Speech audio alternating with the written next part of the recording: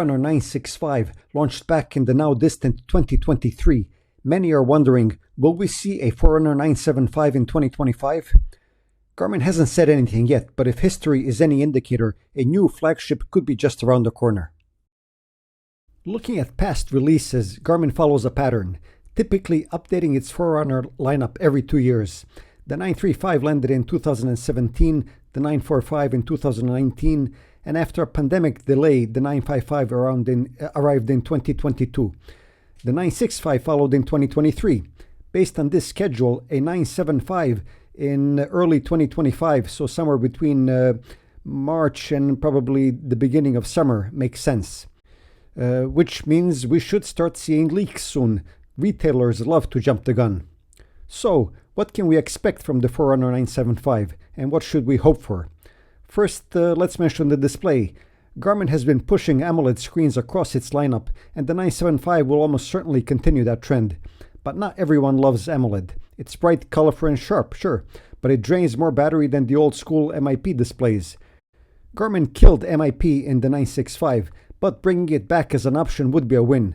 Give users a choice. Another possible upgrade? ECG. It's been creeping into Garmin's lineup, but it still hasn't made its way to the Forerunner series. A built-in ECG would let runners check for irregular heart rhythms and get a fuller picture of their heart health. But it's not a must-have, definitely a nice-to-have. Then there's wireless charging. Garmin's battery life is great, but they still make us hunt for that same proprietary charger that never seems to be where we left it. Wouldn't it be easier to just drop the watch onto a charging pad?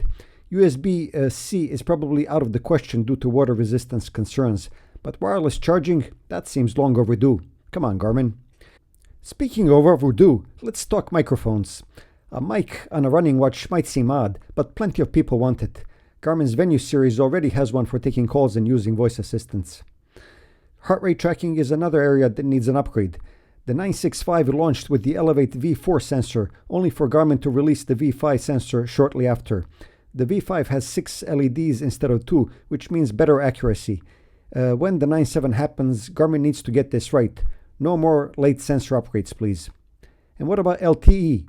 Garmin users have been waiting for a fully standalone LTE watch for years, but the company keeps holding back.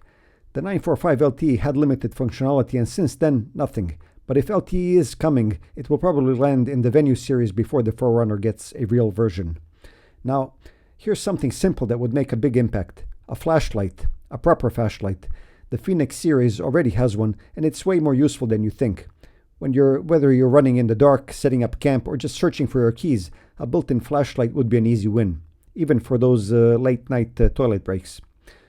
So what's this all going to cost? Well, Garmin has kept Forerunner pricing fairly stable, but things are shifting. With the new administration in the US, trade wars, tariffs, and production costs could all play a role. If Garmin loads the 975 with new features, they might use that as an excuse to raise the price. Hopefully, they keep it reasonable.